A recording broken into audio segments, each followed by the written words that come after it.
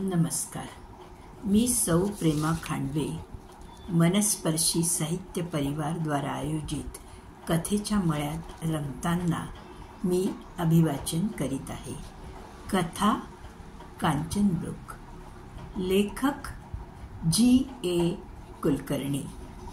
त्या घनदाट अरण्याच्या कडेला एखादे जीर्ण कोरडे पान पडावे त्याप्रमाणे व्याधांची ती वसाहत होती आणि भोवतालच्या रुद्र परिसरात ती अगदी एकाकी असहाय्य दिसत होती. कोणत्याही क्षणी ते विक्राळ अरण्य एक घास करून तिचा विध्वंस करून टाकेल असे वाटे.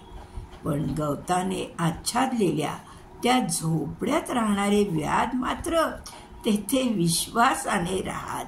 खांद्यावर धनुष्यबाण असले की सारे अरण्य एका दृष्टिक्षेपातच पुसून टाकू असा अहंकार त्यांच्यात दिसे.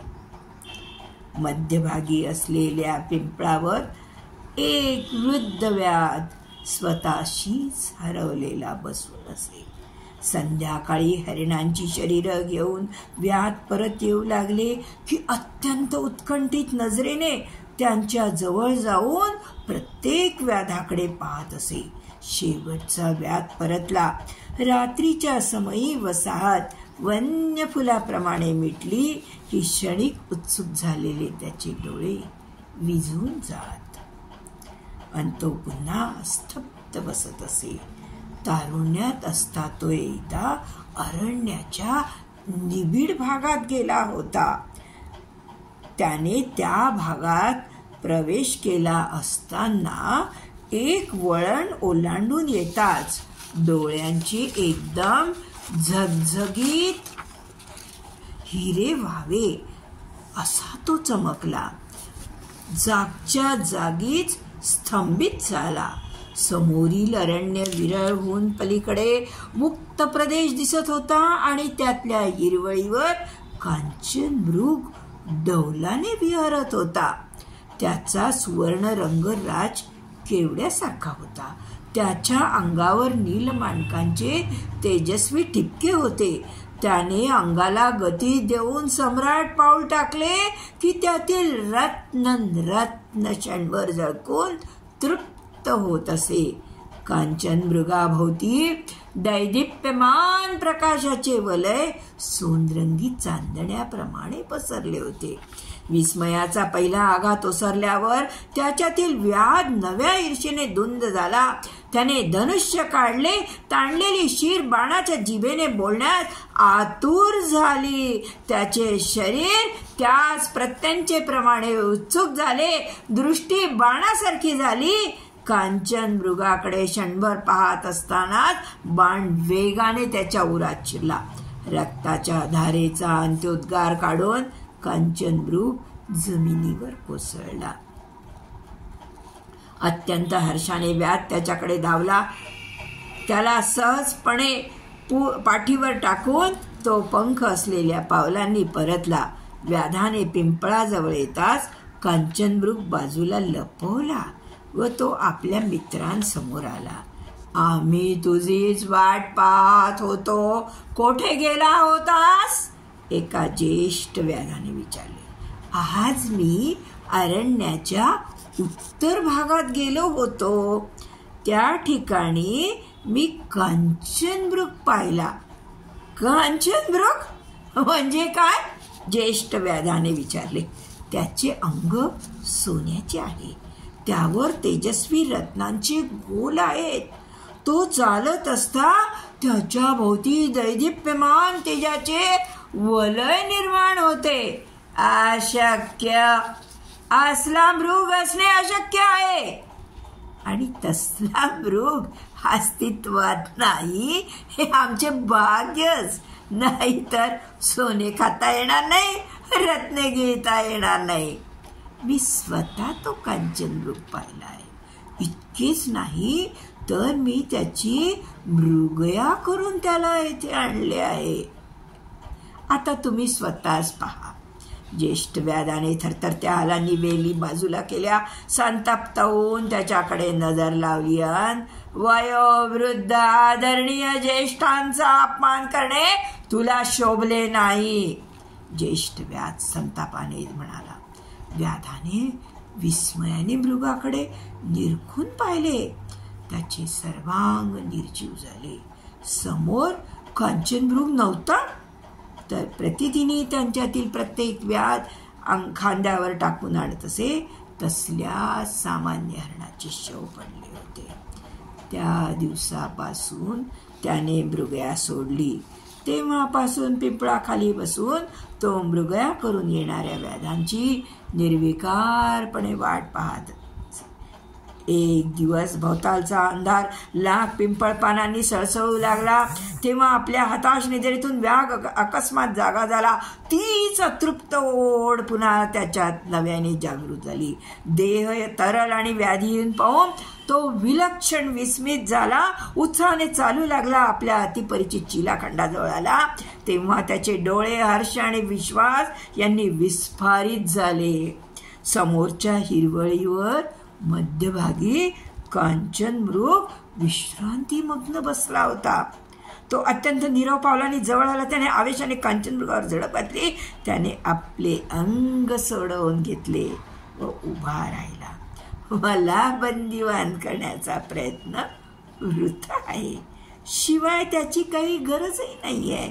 तुला ज्या ठिकाणी मला घेऊन जायचे असेल त्या ठिकाणी मी आनंदाने येईन.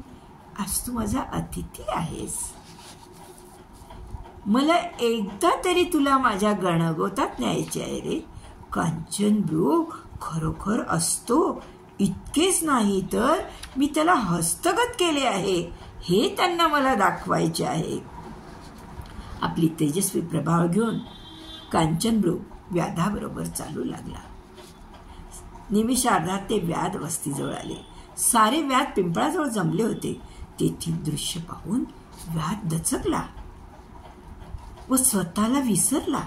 पिंपळाजवळ स्वतः त्याचेच जीर्ण वस्त्रातील प्रेत होते.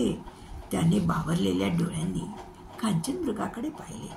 कांचन मृगाने शांतपणे मान हलवली आणि म्हटले, चल आता परत माझ्या प्रदेशात जाऊ. येथे तुझा संबंध राहिलेला नाही. व्याधा. कांचन मृग हिरवळीवर बसला.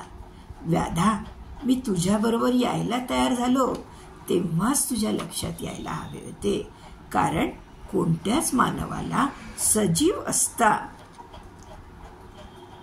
कांचन मृगाचे हस्तगत करण्याचे भाग्य लाभत नाही. कांचन मृग एकदा पाहिलेला जीव नेहमीच वेड्यात जमा होतो. कांचन मृगाचे दर्शन हा आत्म्याला पंख फुटण्याचा क्षण असतो आणि त्याची प्रतिमा एकदा का डोळ्यावर उमटली की इतर सारे जग मृत होऊन जाते. तुमच्या क्षणभंगूर दवबिंदू सारख्या जीवनाला अर्थ येत असेल तर याच दिव्य शापामुळे. व्याधा, माझ्याकडे पहा.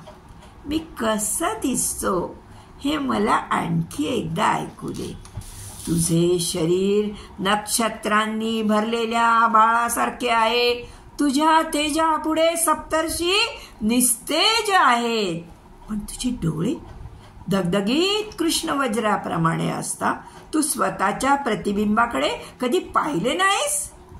त्यासाठीच मी तुला कसा दिसतो हे विचारले. व्याधा, माझ्या डोळ्यांना भूत भविष्य काळ दिसतो. शांत सागराच्या हृदयातील प्रक्षुब्धता दिसते. हिम पर्वताच्या अंतरंगातील अंगार दिसतो.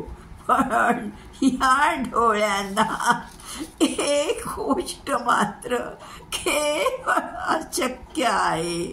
त्यांना स्वतःचे प्रतिबिंबही दिसत नाही. व्याधा, कांचन मृगाला कांचन मृगाचे प्रतिबिंब लांब दिसण्याचे भाग्य लाभत नाही. कांचनमृगाला मला जीवनात कांचनमृग नाही रे. तेव्हा तू माझ्या सानिध्यात काही क्षण थांब, कारण तुझाही अवधी फार नाही. तुझ्यासारख्याला आतिथ्य दाखवणे हाच आनंद मला उरला आहे. कांचनमृगाचा स्वर व्यथित झाला. तो हिरवळीवर स्तब्ध बसला. राधाच्या मनात करुणा निर्माण झाली. तो अपार सहानुभूतीने कांचनमृगाकडे पाहत उभा राहिला. आता भोवतालचे सारे अरण्य सहस्रावधी प्रकाश किरणांनी तेजपुंज झाले. व्याध आणि कांचनमृग यांच्यात नभांतरी शोभण्याजोगा आकृतिबंध निर्माण होऊन तो चमकू लागला. धन्यवाद. आपणास माझे अभिवाचन आवडल्यास कथेला लाईक करा, आमच्या चॅनेलला सबस्क्राईब करा. धन्यवाद.